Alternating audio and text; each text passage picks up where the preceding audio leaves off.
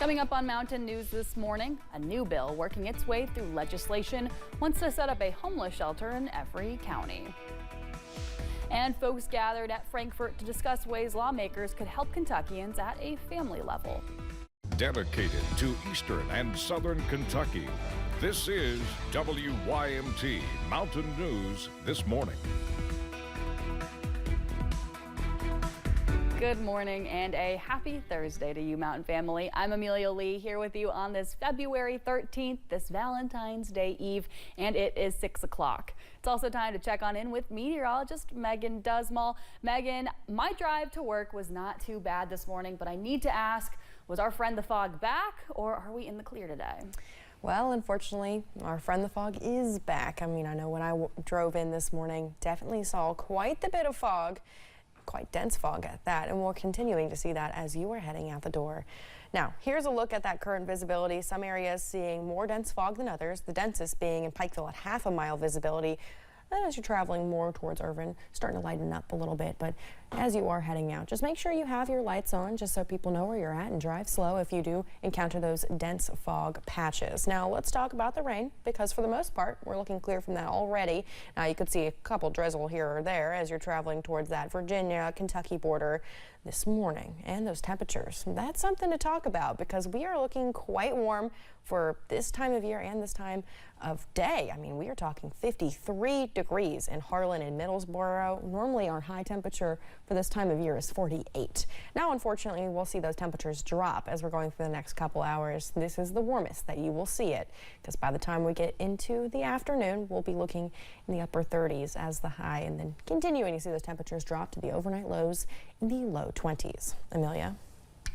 All right, thank you, Megan. Well, officials in Lee County are closely monitoring the Kentucky River as water levels were already high last night. With more rain in the forecast, people in flood-prone areas like Beattyville are staying alert.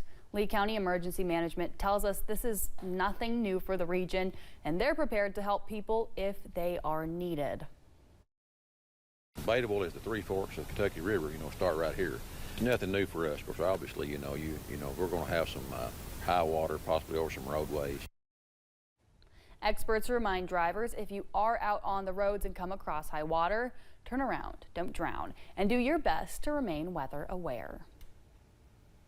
Students in some Kentucky school districts stayed home again yesterday. In Knox County, it's because of high water. The county used all its non-traditional instruction days. Everything missed from here on out will have to be made up. Before any days were missed, the last day of school was set to be May 19th, and it's now unclear when that day will be now. A new bill proposes every Kentucky county should take measures to help shelter the unhoused. Two representatives co-sponsored House Bill 299. It would require county officials to maintain at least one emergency shelter in their jurisdictions. One official who works with the unhoused communities says the bill could address some of the homelessness crisis, but counties can't afford it without proper funding. But at the end of the day, the budgeting is not there for it. But I truly believe that if the community's behind it, the community will provide that over time. At the end of the day, everybody needs some type of safe shelter. For now, the bill is still in its early stages in committee. A bill to improve school safety is moving forward in the legislature. Landon's Law would require anti-choking devices in schools. It's named after 8-year-old Landon McCubbins, who died in Nelson County in 2022. There was no life back there the day he choked. The bill passed in the House 92-5 yesterday. It now moves to the Senate.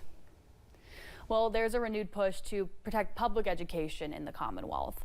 Protect Our Schools Kentucky relaunched on Wednesday in Frankfort with a new mission.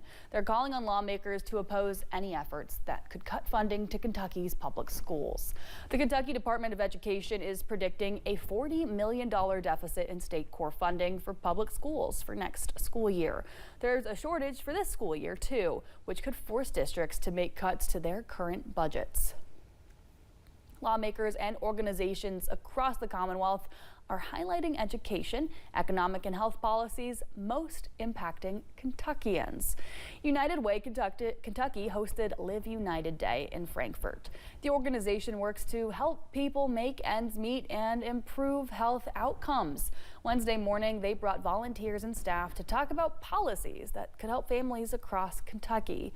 One of the things lawmakers say they're advocating for is paid family leave. I think it's important for the women in our communities to feel like they're supported. We know it's going to provide better support for our kids. They're going to have better futures because of it, little by little. Sometimes it takes us a little while. Governor Beshear joined the group to advocate. United Way Kentucky is also working to increase Kentuckians' financial stability. In Bell County, a circuit court judge signed an order taking away the death penalty as an option for Erica Lawson. She's the mother accused of killing her toddler. Lawson was indicted on murder and several other charges. Her 17-month-old daughter, Elena, died at an East Tennessee hospital in July of 2023. That same year, Kentucky lawmakers changed the eligibility for the death penalty. The murder of a child would have to be proven as intentional. Because of this, the judge ruled the case does not meet the requirements to warrant the death penalty. The man who caused a more than 5-hour standoff with London police and KSP's special response team was arraigned yesterday morning. 36-year-old Michael Caldwell is charged with assault and wanton endangerment. During his arraignment in Laurel County District Court, a judge detailed Caldwell's prior criminal history, noting he's a convicted felon. Judge John Paul Chappell appointed Caldwell a public defender. Obviously, you're in serious trouble. I'm leaving the bond, as I previously said, at $50,000 cash. I'm entering you a plea of not guilty. A preliminary hearing was set for next Tuesday, February 18th.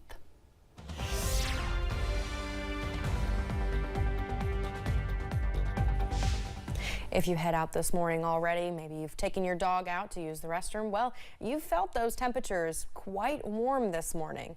Now, unfortunately, that will not be the trend as we continue to go throughout the day, but especially as you're traveling towards Harlan, we're looking at 53 degrees. Now, it was warmer not too long ago. We're seeing that cold front starting to have implications on those temperatures, seeing them start to drop. And unfortunately, we'll continue to see those temperatures drop throughout the day. Now, here's that 24-hour temperature change just to show you how much warmer we are right now than this time yesterday. We're talking 19 degrees warmer in Prestonsburg. This time yesterday, 10 for Jackson, 11 in Hazard. And we are looking at a little bit of rain this morning, but it is just a light drizzle. It will move out of our area, and by the time we hit that 8 o'clock mark, should be nice and clear for the rest of your day.